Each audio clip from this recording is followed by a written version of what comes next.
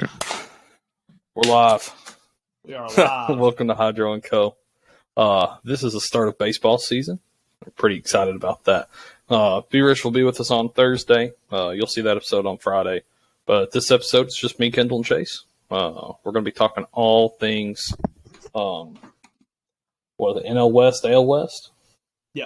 Those two divisions. So and the new rules. we'll be talking, and we're going to be also talking about the new rules, Major League Baseball, pitch clock, some certain things that they're trying to make baseball better, and we're going to talk about is it really making it better, or is it making it worse?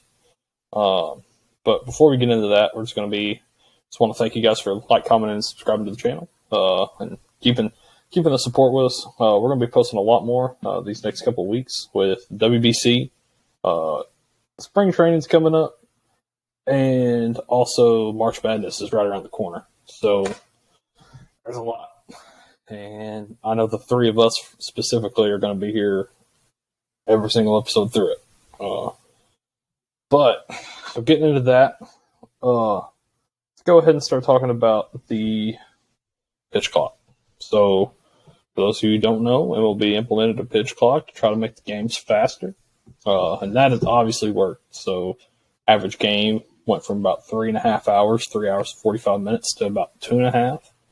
So it's cut down to about an hour each game. 20-second pitch clock with no runner, or with runners on base, 15 when the bases are empty. Some things that have shown some interesting problems have been catcher has to be behind the plate with 8 seconds left. Batter has to be in the box as well. That Braves fans know that rule already very well. And then also the amount of pickoffs attempts. You can only do 2 pickoff attempts, and I think some people don't realize is on the third pickoff attempt, you can do the third pickoff attempt, but if it is not an out, then it's a balk. So essentially risking getting the person out or a free walk. So guys, what do y'all think about these new rules? Do you like them? What do you like? What don't you like? What's some things you think they can maybe tweak it to make it a little bit better from different viewing perspectives? I think I'm not the pitch clock specifically. I'll touch on that first. I'm not completely opposed to it. At first, whenever I was watching the first spring training game, the Padres and Mariners, I was like, okay, this is kind of like up pace. Like I can kind of get behind this a little bit. As I kept watching, it felt a little rushed, but I'm not completely against it. I would make a tweak, kind of like what you said. I would make it just with no runners, make it 20 seconds, and then the catcher and batter have to be ready by 10. And then with runners on, make it 25, and they got to be ready by like 15. That's what I would do. I'm not going to be a fan of if I'm going to watch a game or if I'm going to go to a game, kind of like what we touched on. If it's like 2 hours and 10 minutes and I spent money to just drive somewhere and watch that short of a game, I'm not going to be thrilled. I'll have a good time being there, but I also think it's a step up from having almost 4-hour games because then the pitch clock speeds all that downtime up. It creates more action and less time. It's kind of like a play clock in the NFL. So I'm not opposed to it. I would just make a slight change to it. I think that's a fair point of, people going to a game like me living down here in Houston. I mean, Minute Maid's 40 minutes away. And the Yankees come to town in the first week of September, and the new pitch clock, like, I'm going to want to go to all 3 games instead of just one. Just because, like, I'm going to get 3 baseball games for the time that I would spend at the ballpark for 2.5. So, I'm getting, and I think that's going to end up being a thing for the MLB is, like, I think they're going to hope that fans want to go to more games because the games are shorter. Which, with ticket prices the way they are, might not be the case. That might bite them in the ass. But I do think it is weird only sitting down for 2.5 hours watching a baseball game. It makes it a lot more manageable. I think from a fan perspective, like me and Chase, it's easier to, like, similar to a football game, to sit for 2.5 hours and watch a game instead of 4. because that's a day almost. That's almost your whole day, especially in the summertime. Mm-hmm. Another thing I forgot to say was one more tweak I'd make is it's already happened with the Braves in spring training. It happened in the LSU Kansas State game. I would take in the ninth inning or in extra innings. I feel like that's too crucial of a moment for a game to end on that kind of violation. So I would take it away in the ninth inning, and then if a game goes to extra innings, I would just take that away because I don't want to see a game in like that. That's kind of like you just watch the whole game just to see it in like that.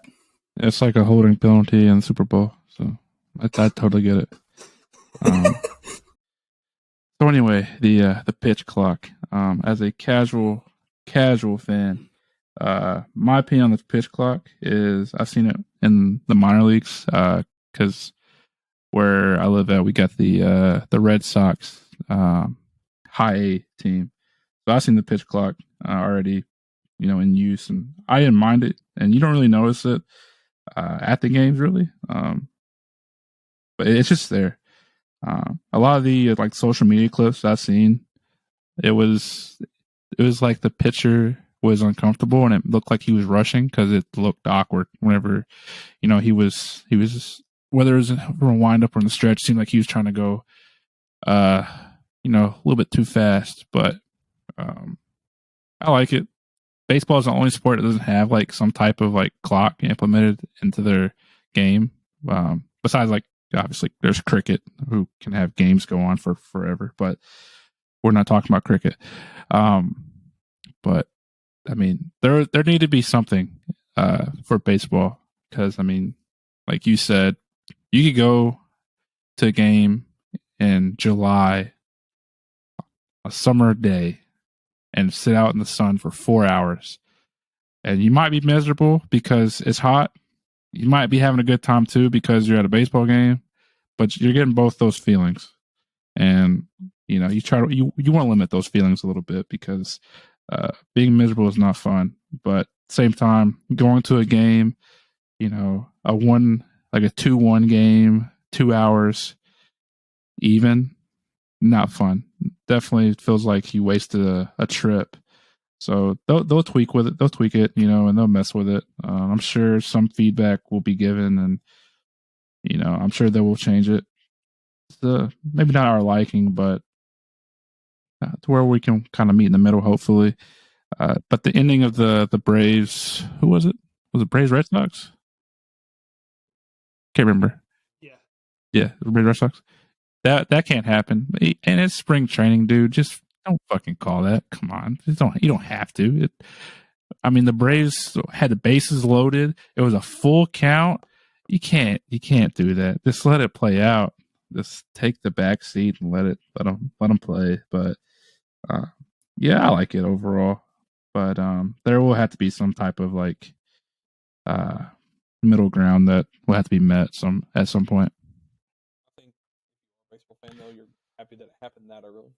And that they Oh yeah. The first week of spring training, then in let's say it's April, June. Because once the season starts, like they're not going to just change it mid-season. It's like, oh, we'll change it next year. It's like you're having so hopefully before the end of spring training they realize, hey, let's change this to this.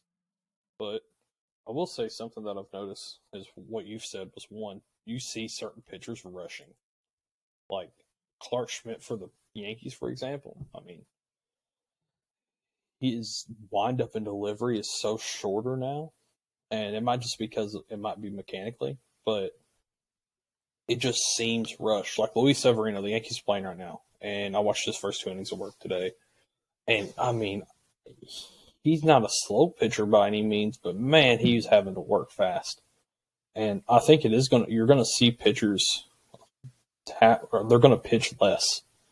They're gonna tire out quicker because there's not a lot of time to sit there and catch your breath. It's like pitch, and now with the new pitch comp system, I don't know if y'all seen this, on the belts of the pitchers. So like the Yankees are using it where Luis Severino today, for example, he's calling his pitches through his own pitch comm on his belt, and the catcher has one too. So the catcher's hearing a pitch comm, and sometimes the catcher will call it, sometimes the pitcher will call it, and by the time Luis got back to rubber, stepped on, hit his pitch calm, shook off a couple pitches. I mean, it's bring your leg up, let's throw the ball. Like, there ain't a lot of time left. And go ahead. Go ahead. No, I will say, correct me if I'm wrong, but the only thing that I don't like, I think that it's a mental thing right now, is I think you just start your wind up before it hits zero. Like, you can have a slow delivery and all that, but like, you don't have to rush through it. I think it's just a mental thing because there's a clock. Like, they're staring at a clock the whole time. So I think once they adjust to that and they realize, hey, I can wait till 1 second and then start my wind up. Yeah. They'll be fine once that happens. They're also being really strict on like at the belt. So like if you have your hands at the belt and you pull up and you put it back down, that's a balk.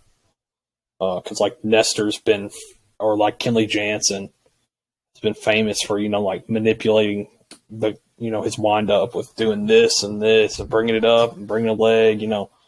He can't do that no more. And something I've noticed too is like certain pitchers, if they release on the same time in the pitch clock, so let's say it gets to 6 seconds and you start your wind up, it's going to be a lot easier for people to steal bases on you.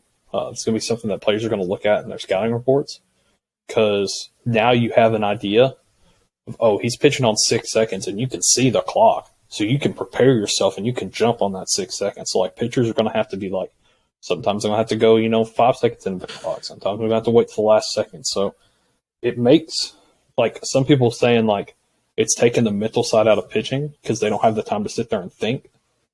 But I also think it's made different mental battles for pitchers where they have to think about certain things they've never had to think about before.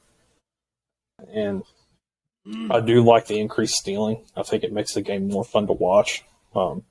Because right now, like going in like last year, you saw someone steal a base, you're like, holy shit. Like, you didn't expect it to happen. And now you're seeing it almost every single game in spring training so far. Someone's stolen a base. Yeah, I am glad stolen bases are going to be back, because it was like a lost art in baseball, at least for the last few years minimum. It's been with the whole shift thing and just stuff like that. It's been home run or strikeout. It's been a home run or strikeout league for the last at least 3 or 4 years. So, and speaking of the shift, I love the ban of the shift.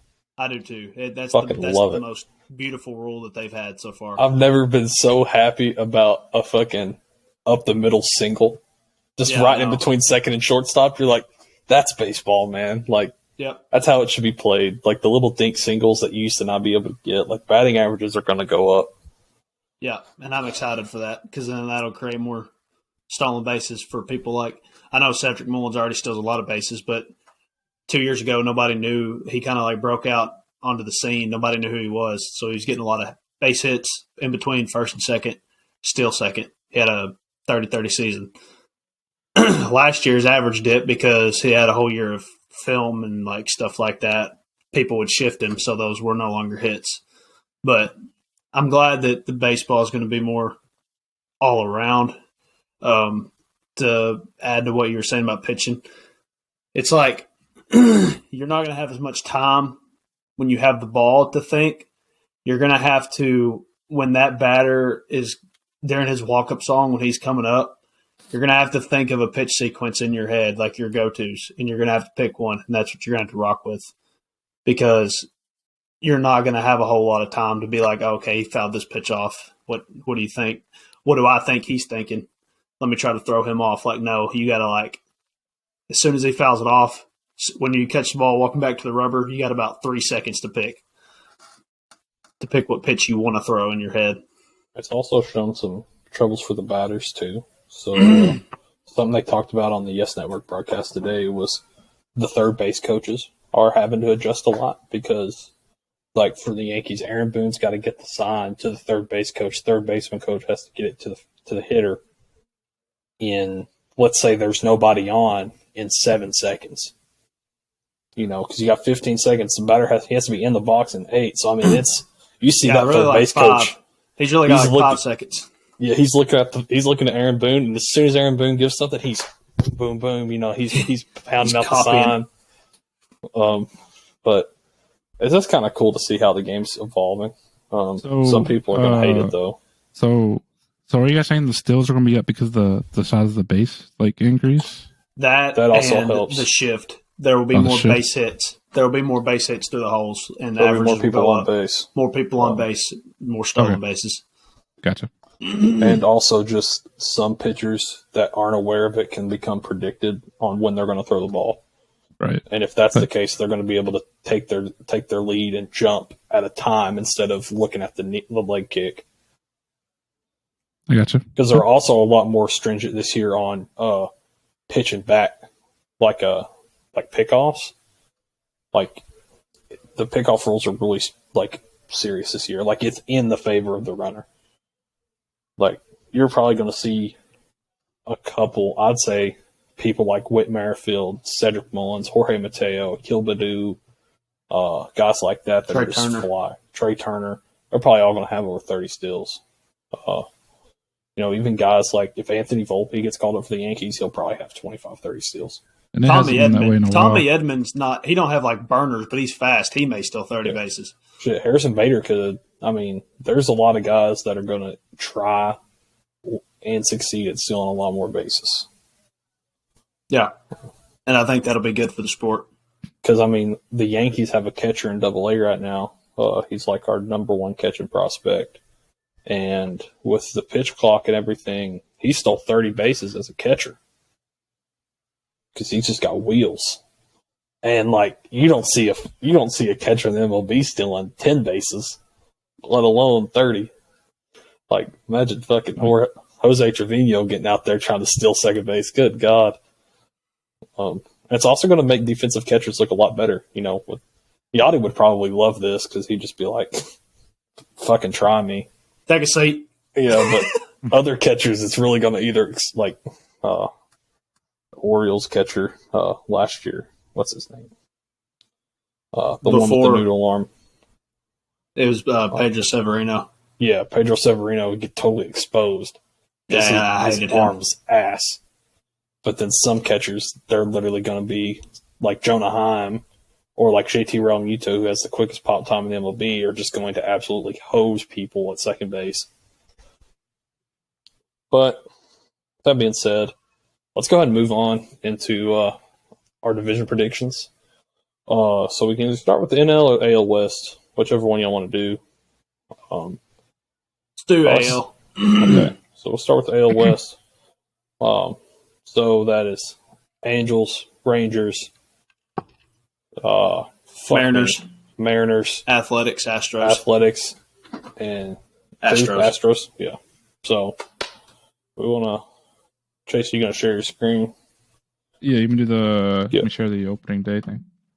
Yeah, go ahead and start with that Athletics. Let's just get them out of the way right off the rip. So what Chase is pulling up is we're pulling up the Fangraphs predicted opening day rosters. Now these aren't 100% accurate because I know as a Yankees fan I've looked at these and they're not completely correct, but it does give us a pretty good idea on teams that we're not exactly familiar with on who's going to be playing for each team. So it shows here like lineup regulars and platoon guys. So like Ramon Laureano, Tony Kemp, Jesus Aguilar just got signed in free agency. Shea Langoliers is their first overall prospect, catcher. A lot of people know Seth Brown too. Guys like Christian Pache, who really good fielder. This Athletics team is going to struggle a lot. I could see them actually winning some games more than maybe like last year. Because if you look at their rotation, Ken Waldichuk's one of the Yankees' number one prospects that we traded to him for fucking Frankie Montas, which was a shit trade. And then J.P. Sears isn't up here, but he'll probably be a starter. And he pitched pretty well last year, too. Paul Blackburn's not bad. I don't know who the fuck Fujinami is, but he might be good. But this team struggles in a lot of ways just because they are so young. If Shea and Christian Pache and a couple of these guys can actually, hit the ground running and not struggle early on, this team could be good. Good?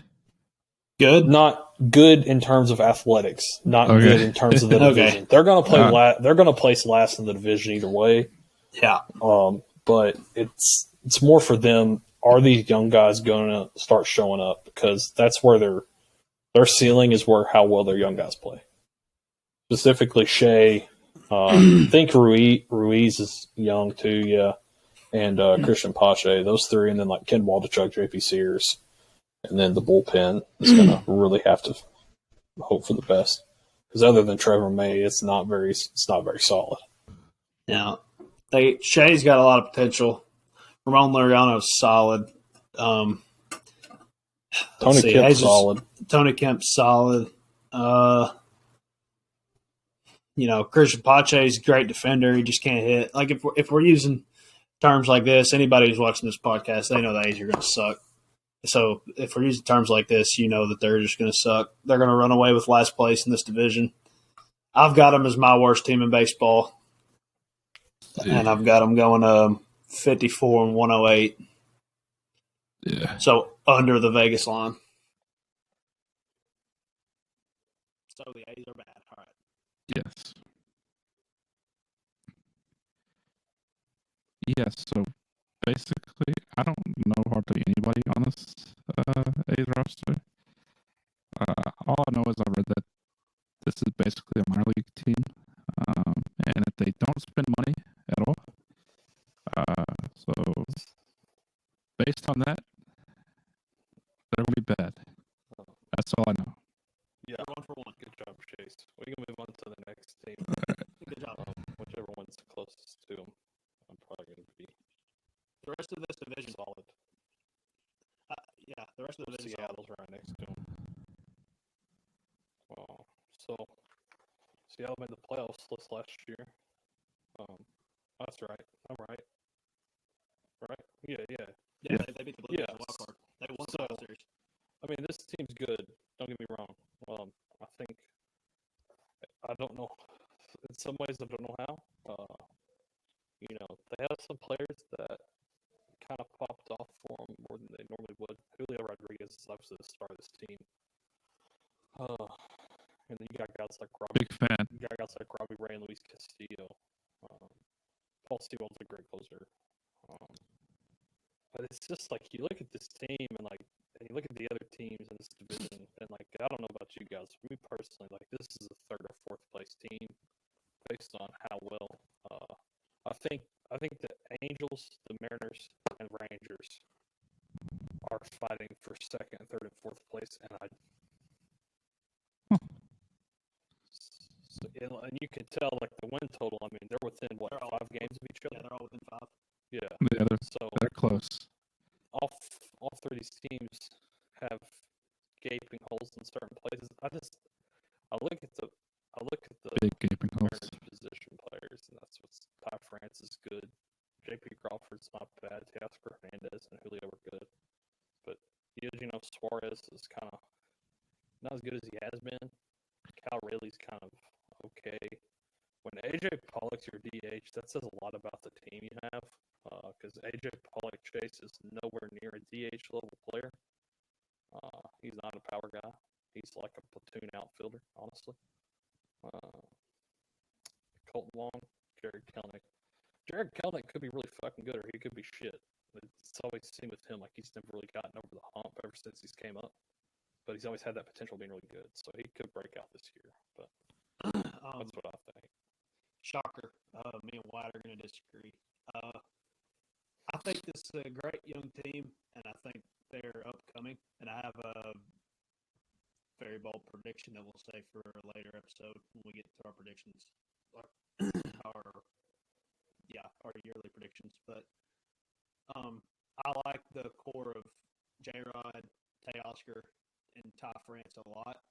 And then you have Eugenio Suarez, he's been a consistent power hitter. He just stays kind of consistent around 30 bombs. J.P. Crawford's solid. Cal Rayleigh's solid. Colton Wong can play defense. Jared Kelenic can take a step up. That would be huge. I think if he does, they could have a top 10 lineup in baseball, to say the least. I think this team will piggyback off of last year. They ended hot, won a playoff series. So I'm expecting big things. They have Logan Gilbert, too, as their third starter. So the postseason rotation of Robbie Ray, Castillo, and Gilbert, with obviously the fourth game is usually a bullpen game. I think that's pretty solid. Those three, they're all good. Look, Luis Castillo's pitching at his best. He's really good and he's hard to hit. And we've seen in years past where if he's off, he's way off and he will get rocked a lot. So he's iffy, but he's good. He had a good year last year. So Don't forget about Matt Brash, too. And Matt Brash, yeah. So I like this team. I like they're good, young, upcoming. And if anybody who's been watching NFL, MLB, I tend to shade towards younger guys. I like to project a lot. So I like this team a lot.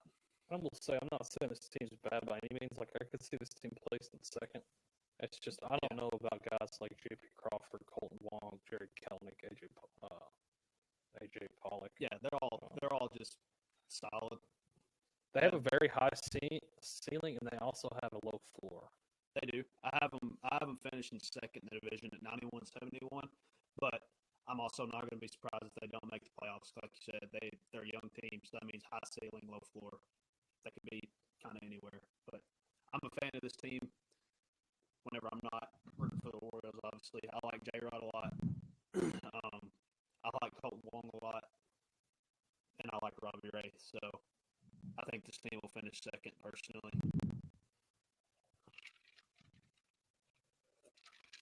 I guess that's on me now. No, not much to really say about this team.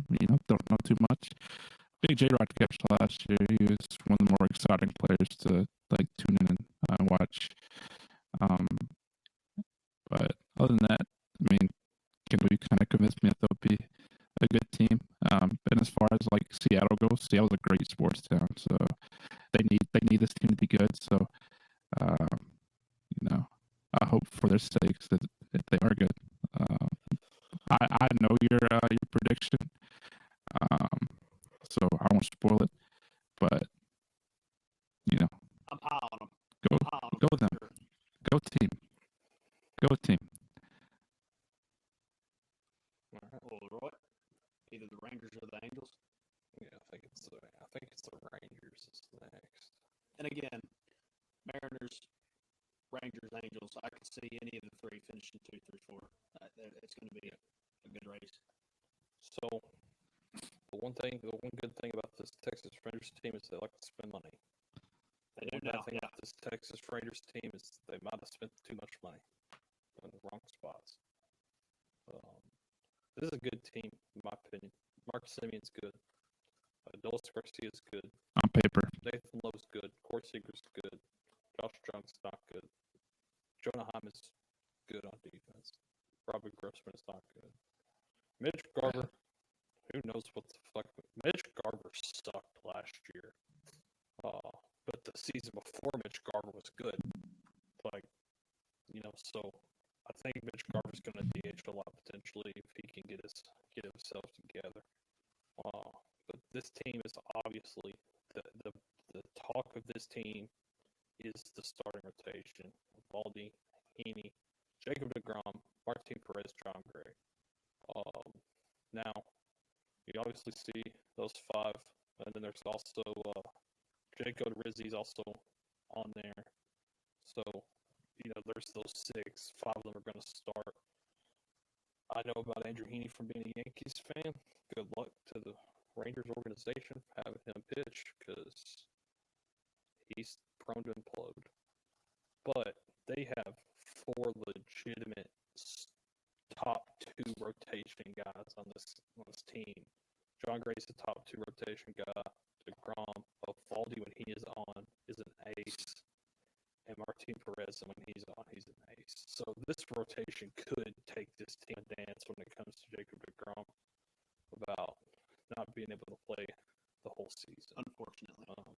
Unfortunately, because, man, when he's on, he is fucking on. And I think something to look at, too, is this bullpen is going to – that's not bad. They can stay healthy. I feel they're kind of thin. Jose Leclerc's good. Guys like Danny Duffy in the bullpen, Joe Barlow, Jacob Rizzi, if he's in the bullpen, this bullpen can couple guys in there I don't even know about, but there's some names in that. But shout out to my boy Clint Frazier there on the list, on the bench. Former Yankee. He had some eye issues. I'm glad that he's back playing potentially everyday baseball now at a major league level, just not starting, but playing, at least being on an active roster. So, Kendall, Yeah. Chase, anything about this team that is notable? Yeah, you kind of hit it right on the head. They have another core four. They got Seager, Simeon, Adolis, and Nate Lowe. That's your four studs in the lineup. They're going to carry him batting wise all year. Jonah Heim could take a step up, but he's great defensively. So lineup wise, they probably know what they're getting. That's solid. I'd say that's like an average lineup in the league. But their strength is definitely their rotation, and that is when DeGrom is pitching. And when and if DeGrom's pitching, that's a top 5 rotation in baseball for the exact reason why I said DeGrom at his peak has one of the all-time peaks we've ever seen. It's just he's just got to stay on the field. And then Eovaldi's great. Martin Perez had a great year. John Gray's great.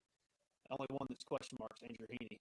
Other than that, those 4 pitchers right there are great. So they got 4 pitchers out of 5 in their rotation that can get them a lot of wins, and then they have a great top half of the lineup.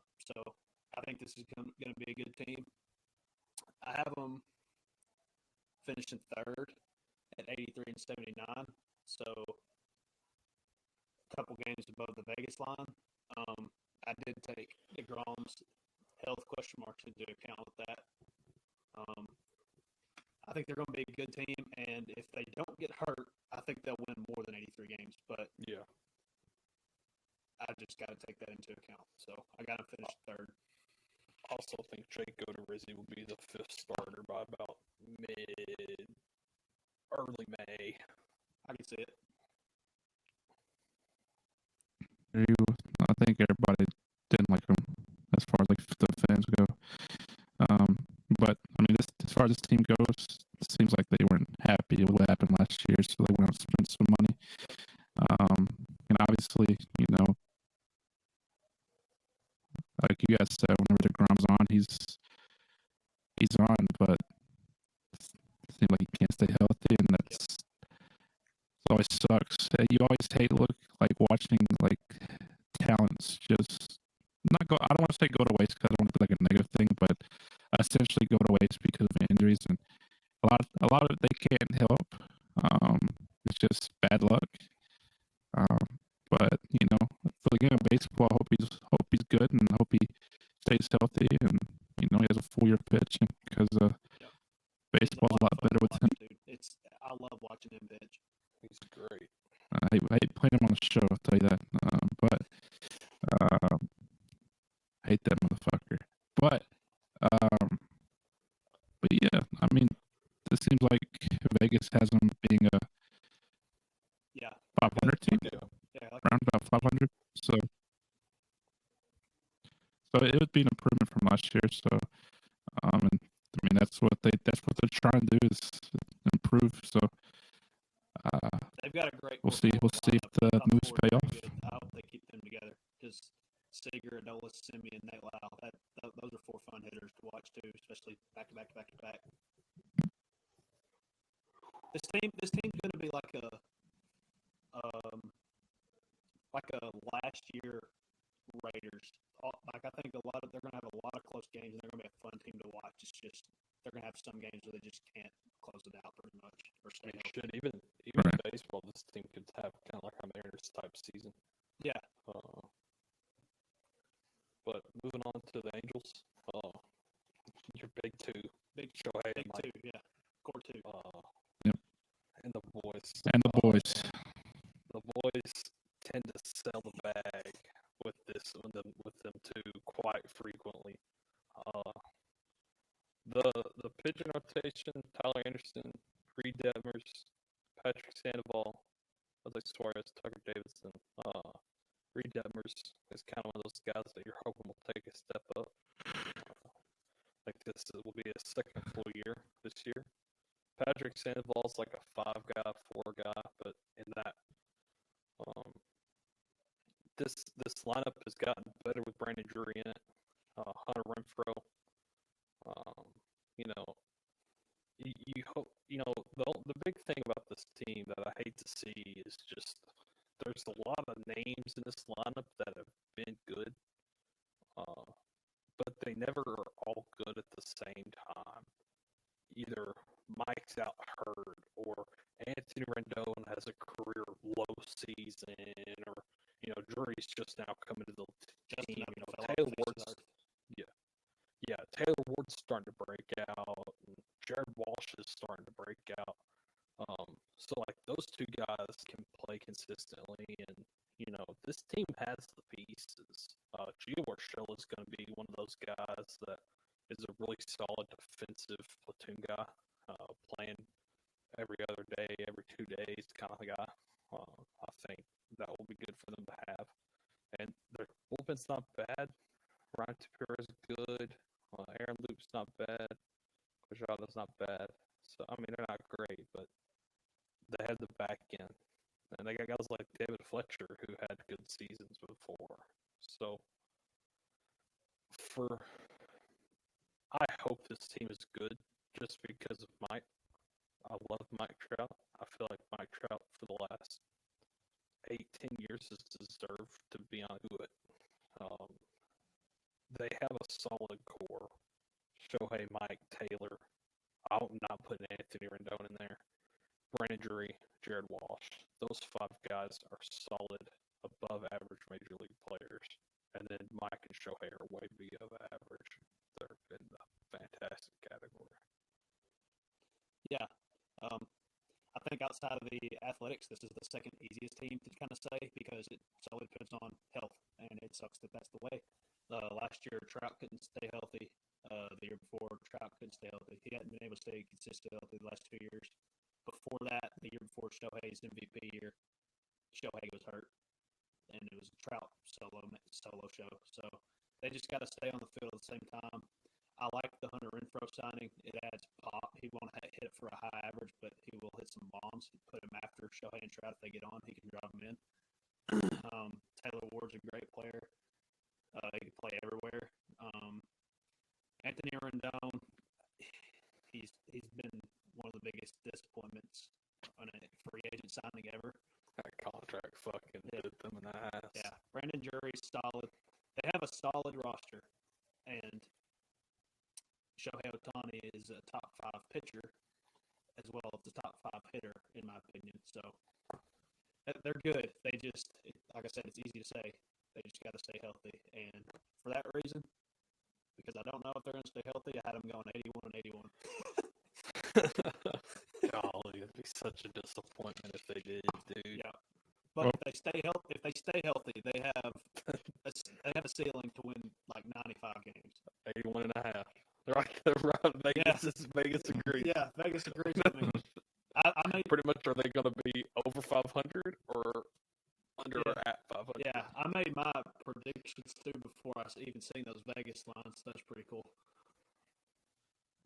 You're great at making lines, buddy. Congrats. Thank you. If ever in your job, you could do you could be a lawn maker.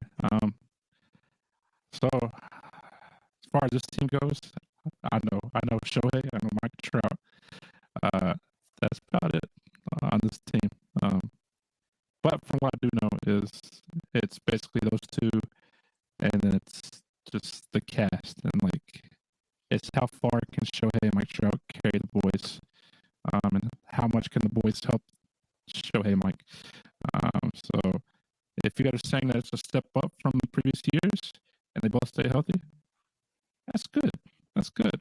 But yeah. I mean, something I brought up, like a week ago or so is like why don't they try to help them out a little bit more? What can they do? But obviously don't know the ins and outs of how that works out. But I mean, those are 2 generational talents right there, and most teams would kill to have both of them on their team. But it's just crazy to me that you have like 2 of like you would say they're both like top 10 players in the majors. They're top 4, both of them. Yeah, okay. especially because one of them's also a pitcher as well. It's like, but to add even more fuel to the fire, though, they're in my that's opinion, crazy. That's One of them is. and that's One of them. Shohei. No, Mike Trout is. Oh, okay. I think they're both top 5. yeah. If you don't have both of them in your top 5, Yeah, I think they're stop top talking 5. baseball. Just stop talking baseball if you don't. It's just crazy to me, because like you put two of the best players on basketball, it could take your team pretty deep in the playoffs, and Yeah, football, you got for example, when Tom Brady and Randy Moss got together, they went undefeated until, of course, they lost in the Super Bowl. yeah. It's crazy. For example, Kobe, Shaq, two top 5 players. They won 3 championships in I will say, I think It's crazy.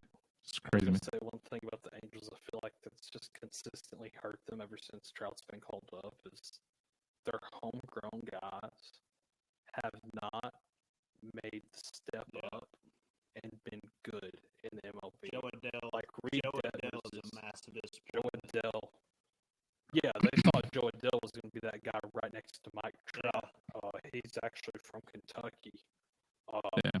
And they thought he was going to be hoping on to right now is he's going to be good because they need apparently their developmental system is just flawed in some way, or they're just missing on prospects, and they haven't had that number 2 starter. They haven't had a solid starting rotation since like fucking Jared Weaver. I know the guy. If you remember that name. Yeah. So Houston's not bad. Don't get me wrong. Yeah, that's what I was going to say. If he pitches like he did last year for the Dodgers, that'll be good for them. But if he pitches like he was before then that'll just be another miss. Like, I hope the best for them. All right, Houston. So Probably the clear favorites. yeah, the obvious favorites. I currently live in Houston, and I can tell you it is insane the amount of support this team gets in the community. They are everywhere. Pictures. People have their mailboxes painted with Astros logo. They are the heart and soul of Houston. It's insane. And there's a reason why. I mean, this team is good. I talked shit about them during free agency, but I'm wrong. I was wrong. This team is good. Bregman, Abreu, Tucker, Altuve, Jordan, Jeremy Pena, Michael Brantley, Chris McCormick, Martin Maldonado. Other than Chris McCormick and Martin Maldonado, these guys are solid. And even Martin Maldonado's not bad. But I Their think whole lineup Michael says Brantley, lineup regulars on the projections. There's 9 lineup regulars. yeah, and there are some teams like McCormick, Martin Maldonado. They'll be your bottom 3 lineup, but also your 3 big question marks. And then just health. Will Jordan stay healthy? Will Tucker stay healthy? Will, Jose Altuve is 36 years old. Will we see a regression in Altuve? Will he still play the same? Or is it 30? No, he's not 36. He's 32. Jose Abreu's 36. Will we see Jose Abreu take? Will he take a step up potentially? And then guys like Corey Lee, who's really young. He was like a number 1 prospect for the Astros. He could take a step up. I think they're kind of hoping possibly that he could take over. And then that rotation: Valdez, Javier, Urquidy, Hunter Luis Garcia, solid, young, solid. Good. Yeah. And then the bullpen is locked down. Presley, Montero, Abreu, Hector Neris, Ryan Stanek. Lance McCullers, yeah. I mean, Lance McCullers Jr. is on. He's projected to be on the injury list. I think he's supposed to be out for a decent part of the season, or at least the first back. That's a 2-3 guy rotation back. So yeah, this team's good. This team's probably going to win 100 games. The Yankee Killers is what a lot of people call them, and it's fair enough. projected 97.5. I'd probably, without something drastic happening, they're going to win more than 97 games because they're going to get a free 10, 12 games out of that. And then like 8 from the Royals and Tigers in the AL. Yeah. And it's funny though, is my first baseball game I went and saw them at Mage was Athletics Astros, and the Athletics came out with a 1-0 victory. Seth Brown bomb. I was cheering for the Athletics the whole time. It was so funny. How long did the game last? Let's go A's. Everyone around me was like, fucking. I think we got there at like 6:37, 8. I was like, golly. It was like 1-0, it was 0-0 through like the first 6 innings. So it was like everyone was taking their fucking time because it was like the game's very close. Oh, it's so Thank God for that pitch clock, huh? You gotta, yeah, no shit. A game like that with pitch clock would have took a lot less time. I mean, very much to say that they're the defending World Series champions. They're my number 1 team heading into the season. They got to be in everybody's top 3 at the very least. I'd say they're loaded. Losing Verlander did hurt, but they got young studs. I like Christian Javier a lot. Framber Valdez is very good. Luis Garcia is good. It'd be interesting to see if Thing is banned now. Urquidy is solid. So, and then their lineup's one of the best lineups in baseball. I do think going from Chicago to Houston with that short left field will help Abreu, and his power numbers will come back up. So I do think he will return. And then I'm expecting Jordan to have a massive season. So one of the best teams in the league, and I feel like I'm under projecting, honestly. I got Jordan as the third in MVP vote again. Spoiler alert. Yeah, so I watched this year. It's a good team because they won. So, in all seriousness, coming into the season, I know most of these people, and I barely watched baseball last year. Mean either the team is stacked or just people that have big names that could be bust. So, but all these guys, I know this team is hated for sure by most fan bases in the world. But I mean, this is a good team from what I see. This is a good team. Jesus and the disciples down here, dude. Like they did nothing wrong. It's insane. Mattress Max down here too. But yeah, they did. Mattress Max down here too.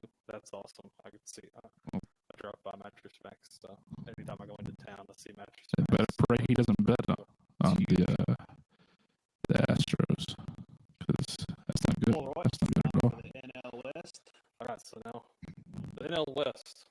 What's that? Dodgers, Diamondbacks, Rockies, Diamondbacks. Let's see. Giants. Yeah. Diamondbacks. All right, gotcha. Yeah. There's a big gap in this division. There's a big gap between second and third. Honestly, this team's probably sitting projected fourth. This team, I just have a thing for the Arizona Diamondbacks. I always root for their success. Because like being an Arizona Diamondbacks is terrible because they're consistently shit. They won in 2000. But always have that. Yeah, ever since they've always had that upside and they hit. Like Madison Bumgarner signing played out is a bit of a 10. But that's the thing. The team's bad. Christian Walker's good. Telmar's great. Corbin Carroll, that guy could be really good. Top prospect for Arizona. Rookie of the year. Luis Gurriel, they got him in the Dalton Varsho trade.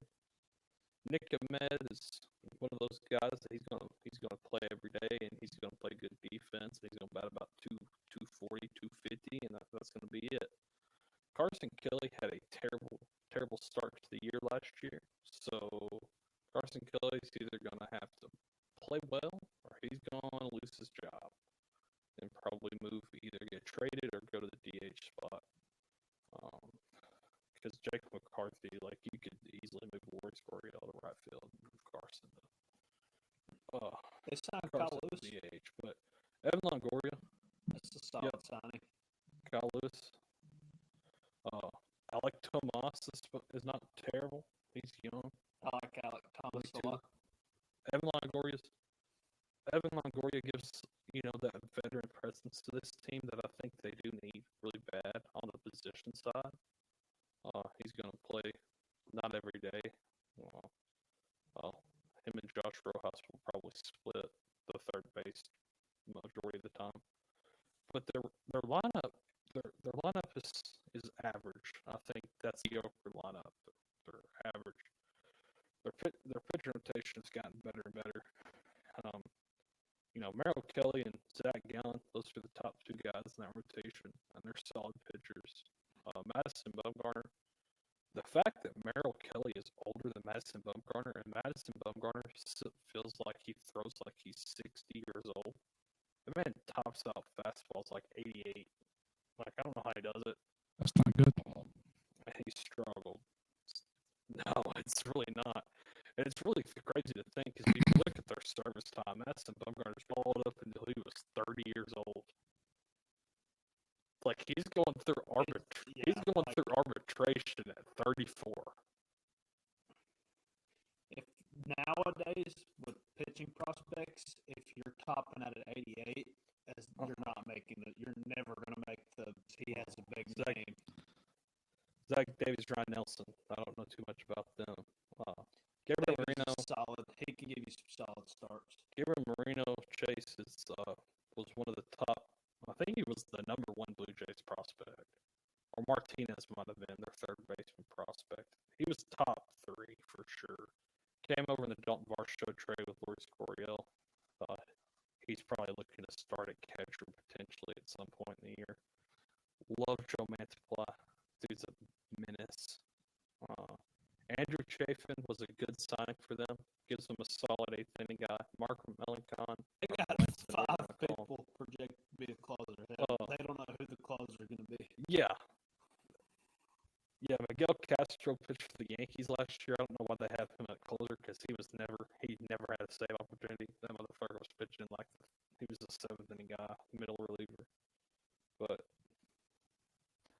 that's the thing about this Diamondbacks team, man. So they're going to place for 3rd or 4th in this division.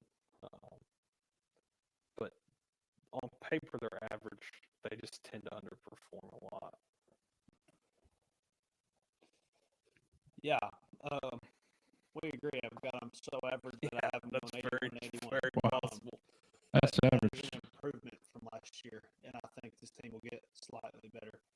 I like Alec Thomas a lot. Tel Marte is good. He started last year very, very slow, and then he picked it up and ended the year very good.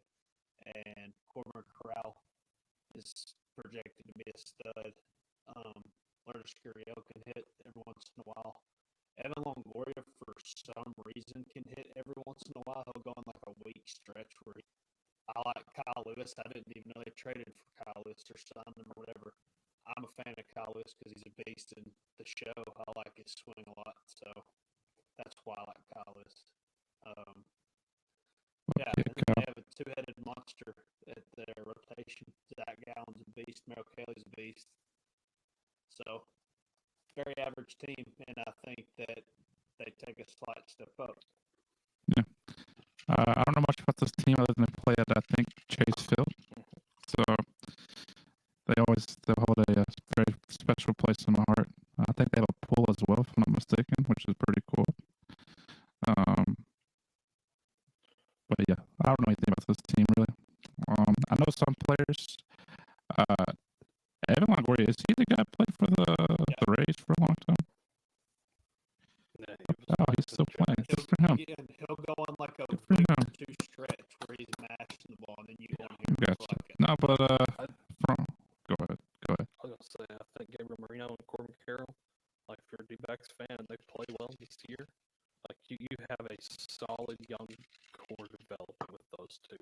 You get some help along the way in the next couple of years. With teams on the up. With Drew Jones coming up in a few years. Yeah, they need pitchers. really bad. Yeah. By the time Drew Jones gets there, Merrill Kelly may lose his he'll step. probably be gone. They'll probably won't re-sign him. They may trade him this year. Who was the second pick in the draft? Drew Jones. Jackson Holiday. Who was the first? Jackson Yeah, Holiday. gotcha. Who's next? The Rockies. Yeah. Colorado. Coors Field. Man, this team is so weird. They're not gonna be good. CJ Cron is pretty good. Man can smash baseballs. Brendan Rodgers at one point last year was a menace. Was smashing the baseball too. He's got pop, which a lot of people in Coors Field have pop. Arguably, Charlie Blackmon's been there for 20 years. It feels like. You got Chris Bryant, but he's only one part of the puzzle, and there ain't much else around him. Ryan McMahon isn't terrible, but their freaking pitching rotation is not the best. Ramon Marquez seems to be either pretty good or terrible. Like it's never average. It's either one or the other. Kyle Freeland, he's pitching for Team USA, isn't he? Or he might have pulled out. I think so. I think he is. And Oscar Gomber.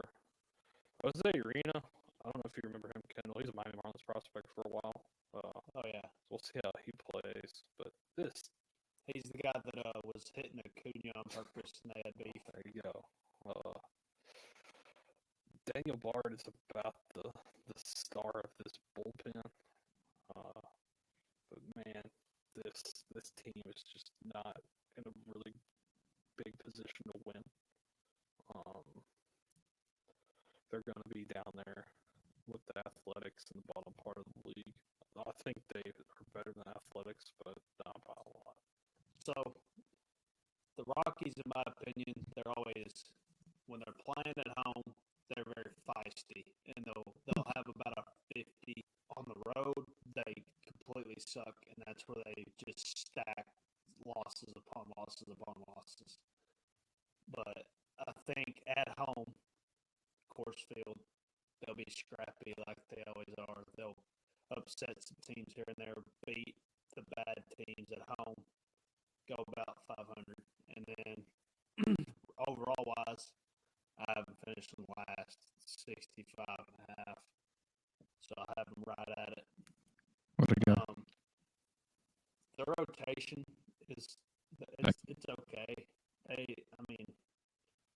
There's not much to look forward to as a Rockies fan. There's really not, because not only did they sign Chris Bryant to a long-term deal, which is 1 year in looking like a mistake, they also were not planning on Nolan Arenado the rest of his contract. That was unexpected. So, that's a double whammy right there. Yeah. If I'm Colorado, I feel like you're keeping Chris Bryant to sell tickets, but man, like if they moved him at the deadline, I would not be surprised. The team was willing to take that contract on, or I could see the Rockies being idiots and paying the rest of that contract off too, or paying part of it. But Chris Bryant is in purgatory in Colorado, and there's just no clear path thrown or playing well. The rest of this team's going to fall underneath them. The pitching rotation is terrible. Kyle Freeland's not bad, but I cannot emphasize enough how bad your mom Marquez is most of the time. He was bad last year. Very bad last year. Yeah, he was terrible. And he's been good in the past. He's been solid. But he's either been solid or shit. And there's no in between. There's no average Yermon Marquez playing the best baseball on earth, or he's injured. There's no average Jacob DeGrom. But if I'm a Rockies fan, the next 10 years are going to be long. When Chris Brown he's been hurt, right? Like the past couple of years? Yeah, he got hurt a lot last year. Yeah. I think his last year with the Cubs. But whenever he played, he was doing good. I think I heard a stat that he was like asterisks, but I mean, if he's healthy and you can get like 120 games out of him, I mean, that's good. That's good, right? I mean, that's something to look forward to. But yeah, based on the Vegas line, there isn't much to look forward to. Do they have any young guys worth like being excited about? I mean, Honestly, like if you're looking at this roster, like you're looking at 33, 26, 36. I don't know who Ezekiel Tavares. He might be okay, but there's no top prospects on this roster. You don't have no. There might be top Rockies prospects, but I feel like the Rockies haven't had a solid prospect since like I'd say like Nolan. your team stinks. The opposite side of the spectrum. Dodgers. I love the JD Martinez move. Yeah.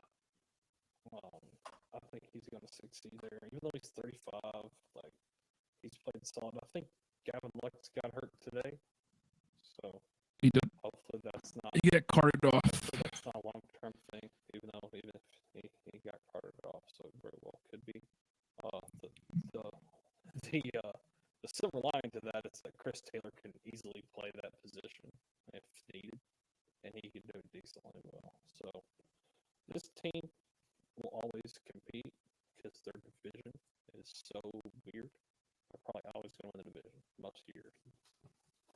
It's hard with this team because like something in my gut just tells me they're going to underperform, but I could be dead wrong because I mean the names speak for themselves with Freddie, Mookie, JD, Max Muncy, Will Smith. Pitch rotation, Syndergaard could be good again. Gosselin, May, Rojas, Kershaw and Urias. Dustin May. I don't know, man. Yeah, Urias. They got fucking Shelby Miller in the bullpen. Hell yeah. Daniel Hudson. They got Jason Hayward on the bench. That's funny. Remember Jason Hayward was fucking the man. Now he's just one of the guys. Jason Hayward was a stud. Yeah, he was pretty good. Atlanta. But I think this team is going to win the division. But I think it's going to be one of those stereotypical Dodger years where they're projected to win the World Series and they don't. I have them taking a slight step back, but with that being said, I also have them winning 100 games. So that's a slight step back for the Dodgers. Yeah, shit, they could go to the trade deadline and fucking get everybody. Yeah, so I've got them winning 100 games to 162. Top five of that lineup is still stacked. I've been seeing clips and seeing reports that apparently Jason Hayward changed, which does not surprise me because, like I was telling Chase before we started recording, the Dodgers will go sign random veterans on a one-year contract, and then they'll go have a career year for just the Dodgers, and it just always happens. So I would not be surprised if Jason Hayward has a good year this year just out of nowhere, and no Syndergaard. So that's just really they have a good year. Kershaw, Urias, the top two dogs, that's still really good. Gonsolin had a great year. Dustin May has a lot of potential, and then Syndergaard, like I said, he could be back to prime Syndergaard at any moment with the Dodgers. And then JD Martinez, I agree, was one of the most underrated signings of the offseason because even at 35 years old, about to turn 30, so just a DH, plug him in, boom, he's going to hit about 280 at the least. Let's say his average is always solid. Yeah, he's going to hit minimum 280 at worst case scenario. So his team's still good. I've got him finishing second place by one game because I don't want to feel too much like an idiot if they win it again. Good team, great team. From on paper, from like why it is like this is like almost like the Cowboys of baseball or football. You know,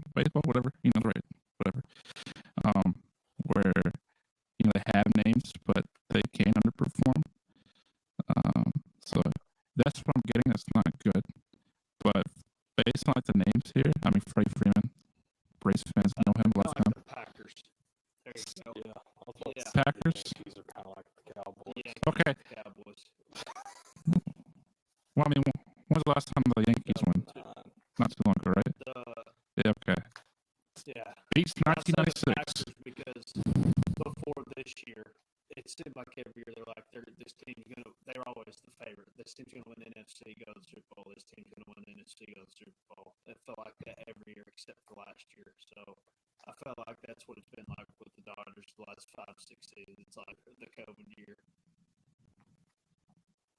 Well, I mean, on paper, this looks like a good team. They got a good starting lineup, and I mean, their starting rotation, from at least my knowledge, is good. So, I mean, what more could you ask for? You know, but they do play in division with, I think, the next team, which could cause some.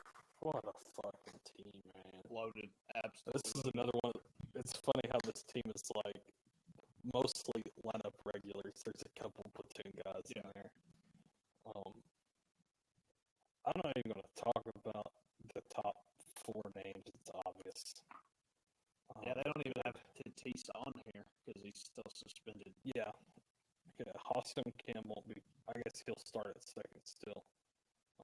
Austin Nola's pretty decent catcher. He's top 15 catcher, top 12, probably top 12 catcher. He's right outside the top 10. Nelson Cruz is solid. It always seems like he's able to hit 20 bombs. Carp, Marcus, Beers likes to call him. Mark playing out there. If he plays like he did with the Yankees, the Padres are going to win World Series, man. Because Matt Carpenter was on pace to win MVP there for about 3 weeks. That man was the hottest player in fucking baseball. Out of nowhere. No gloves either. No batting gloves. Fucking no nowhere. batting gloves. We That's signed crazy. him on a whim, just cause. And he comes up and he was. There was no doubt in my mind. He was the hottest player in fucking baseball for 3 weeks, and then he got hurt. Trent Grisham really needs to have a comeback year. He kind of struggled, especially at the beginning of the year last year. Their lineup, dude, their freaking pitcher rotation: Yu Darvish, Joe Musgrove, Blake Snell. Don't know what you're gonna get on Michael Wacha. It could be pretty good. He's pretty, like, his floor is like a 4 ERA, but he's going to give you innings. I think that's what they need from guys in this rotation. It's just eat innings. Nick Martinez, I don't know a lot about him, but and then Seth Lugo. But Hader, they fleeced the fuck out of the Brewers with that trade. Oh, Josh Hader's still Josh Hader. They sold the Hader stock at its lowest. They did the opposite of what you're supposed to do. Which I'm glad, because Devin Williams finally gets to shine, but man, dude, they fleeced the fuck out of the Brewers with that trade. Yeah. But at the time, it seems smart. At the time, there was questions of, is Hader even good? But, and then at the end of the year, he picked it back up. We're like, okay, well, Padres just fleeced them. But this team's going to win a lot of games. You never know about teams like this, though. In baseball, the chemistry's got to be there for them to succeed. And there's a lot of, just quality guys on this, like Xander Bogaerts, Manny Machado, Jake Cronenworth. Like, those are like locker room, like, solid guys that are going to keep this team together, especially with big personalities, Juan Soto and Tatis. This team's got flair, it's got style, this is going to be an exciting team. This team could win a hell of a lot of ball games if they stay healthy. Yeah, I got a feeling that whenever the Orioles aren't playing, if the Padres are playing in a different time slot than the Orioles, I'll be watching a lot of Padres games this year because this team's going to be very fun to watch. And for 4 main reasons, and I'm not going to explain why, I'm just going to say the names. Fernando Tatis, Manny Machado, Juan Soto, and Xander Bogaerts. And I don't really have to explain anything. right there. 4, they have great platoon options. Matt Carpenter can hit righties. Nuss Cruz can hit lefties. Trent Grisham's good defensively. He can randomly give you a hot week or two. Austin Nola's good. Austin Kim plays hard. I've seen him in person. We went to Atlanta. He plays with effort, I guess. Jack Cronenworth's solid. So, and then they have you. Blake Snell, for some reason, kind of found it last year a little bit. So, if he can find it even more and be the Cy Young candidate, he won a Cy Young, didn't he? Maybe. I think with the Rays. so. He might have. He either won it or was a candidate. If he can find that, that'd be huge because then they have a third starter, like a third go-to starter. Go ahead. And then I was going to say their one game at 101-61. I only did one game because if the Dodgers win it, I don't want to sound like too much of an idiot. I think the one scary thing about this team is just the injury potential. Manny's had history of injury. Soto's had injury history. Xander has had major injury history in the past. Tatis has already shown it. Yu's shown it. Yu's also one of those pitchers where he's good one year, shit the next year, good the next year. It's like every other year with you. And then Blake Snell's had injury issues too. I think so has Seth Lugo, hasn't he? Because he's kind of yeah. So this team, if they, man, I could very well see injuries. Baseball needs a team like this that isn't the Dodgers or the Astros. That's just fun to watch for casual fans to just watch on Sunday Night Baseball. Like me. Well, like me. I mean, yeah. But you have a team at least, you know. Yeah, no, for sure. I mean, you don't have to be baseball smart to know this team is going to be good. But with any sport, you can be the best team on paper, but you have to have some luck. You have to dodge the injury bug. You got to make sure everybody plays good at the same time, because if you got half your team playing like dog shit and the rest of the other half playing good, you're going to lose some games you should have won. So, yeah. I mean, so we'll see. We'll see if they can stay healthy and stay consistent. I mean, but that's typical. That's all sports. So obviously, it's probably one of the best teams on paper, if not the best team. So it'll be interesting to see how their season unfolds. And then lastly, the Giants.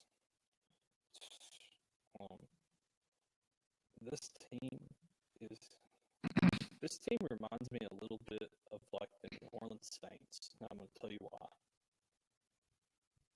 There for a while, right after the COVID year or the COVID year, where they had a really good year. They had a really good year. They made the playoffs. They won the division. Was it 2 years ago or last year, Kendall? What'd you say? The Giants. Did they win the division 2 years ago? So 2 years ago they won. They did. It was them and the Dodgers were so close, and then it ended up coming playoffs, and they had that good playoff series first round. So San Francisco won the division a couple years back, and they tried to go all in with the team that they had. The thing about this team, though, Chase, as you can look, is guys like Brandon Crawford were big parts of it. At 36, he was 34 at the time. They had a lot of aging pieces like Evan Longoria and some aging pitching, and they tried to go in on a bunch of free agents and just never panned out. Carlos Correa, Aaron Judge, they've tried to go in on some guys, and now they're to a point where they're on the other side of the hump, and they're looking at the future, and they're like, I don't know what the fuck this team's going to be in a year. I could see this team selling hard at the deadline if they play really bad, because they just have they're really not terrible. Mitch Haniger can be solid. Yastrzemski's good. Crawford Crawford's always consistent. Joey Bart has not shown exactly his potential yet. Michael Conforto, I think, is an underrated signing. Jock Peterson can hit lefties really well. Isn't it lefties? Yeah. J.D. Davis has always been solid. And then their rotation's really not bad either. Webb, Cobb, Manea, Stripling, Alex Wood. Like, these guys are solid. It's just they don't have a clear-cut future yet, and I feel like a retool or rebuild is on the horizon for them. I agree. I think them letting Rodon walk, and then with the Carlos Correa signing with them, and then not passing a physical either at the end of this year or next year. So I have this team being close to average this year. I've got them being 79-83, finishing fourth, right behind the Diamondbacks. So about the same. So I've got them under the Vegas line. They have like you said, they have a solid to good rotation. They just don't really have an ace. Like Logan Webb's good. He'd be a great number 2. Sean Manaea would be a stud right there. He's going to win you a game. And then on the lineup side, Jock can hit what he wants to against righties. Conforto's underrated signing. He took a year off, though, so it's going to be interesting to see if he's lost anything. Yaz is getting older. Mitch Haniger's getting older. Like, I don't know, man. I agree with you. They don't have a clear future. They have some potential average issues. Mitch Haniger doesn't hit for average. Yeah. Jock They have a doesn't bunch hit of for average. They'll have a bunch of people that'll hit close to like 20, 30 bombs and bat like Joey Bart doesn't hit for power or average currently. No, he's been a disappointment, a major disappointment. So if he doesn't take a step up this year, I'm going to say this off. Yeah, he's definitely on pace to be a bust. And there was a lot of people calling him the next Buster Posey. Yeah, I remember it. Sound like this team's gonna stink, yeah. I've got them being close to average. I think they're going to stink next year. I mean, that'd be fun to I watch. think it's cool they have both Robert and Taylor Tyler. That is cool. Isn't that sweet? They're such a I mean, I don't have. heavy squad. Like Conforto, Jock, Lamonte will hit against righties. Wilmer, J.D. Slater will hit against lefties. So their lineup. And that was something they did really well when they won the division. Was they had so many different lineup combinations. Right. Like this this team's like a platoon all-star team. Yeah, they have platoon heroes pretty much.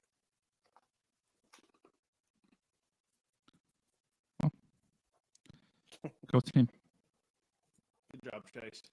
I mean, the only people I know is like Logan Webb. I mean, and like I said, I don't know much. I know Jock Peterson. I mean, Brandon Crawford. I thought but I mean, I don't know much about this team, but based on what you got to tell me, they're going to stink next year, but maybe they'll have a future coming up if they do sell.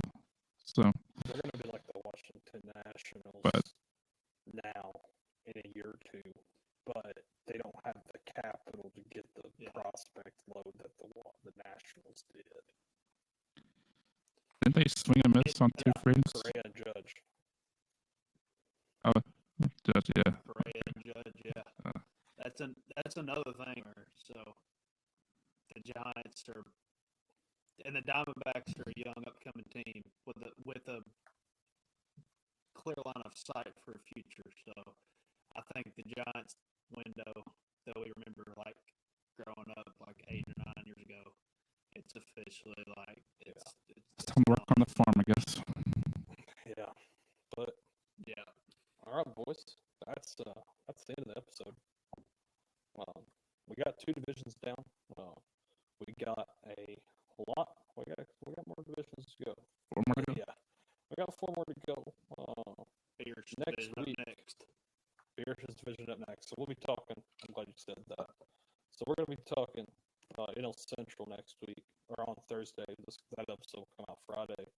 So we're really going to be talking about NL Central. And then next week really is when we start kicking off the WBC. So be on the lookout for the NL Central video that we're going to be talking about. It's going to be coming out Friday. And then next week on Tuesday and Friday, we'll be talking a lot of things WBC. The games start. We're going to be recapping games as they the best we can. Obviously, the timing's a little different with some of the games. So we're going to have to be predicting some of the games well in advance. But I'm excited in some of the other teams going again on Thursday, really talking about some of these teams now that WBC starts in less than a week. So yeah, ready for some baseball. Hey, yeah. One more thing.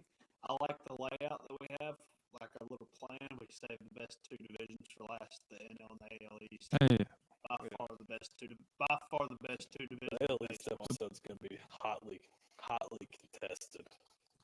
Probably. The NL Central show will be the Be Rich show. That will just be let Brandon take it over. Yeah, that's going to be Be Rich talking for 2 hours about the Cardinals. But other than that, boys, it's been a good episode, and we hope you guys enjoyed it too. Make sure to like and comment on the channel, and we will see you guys on Friday. Go. So, see you later. Go Yankees. Chup.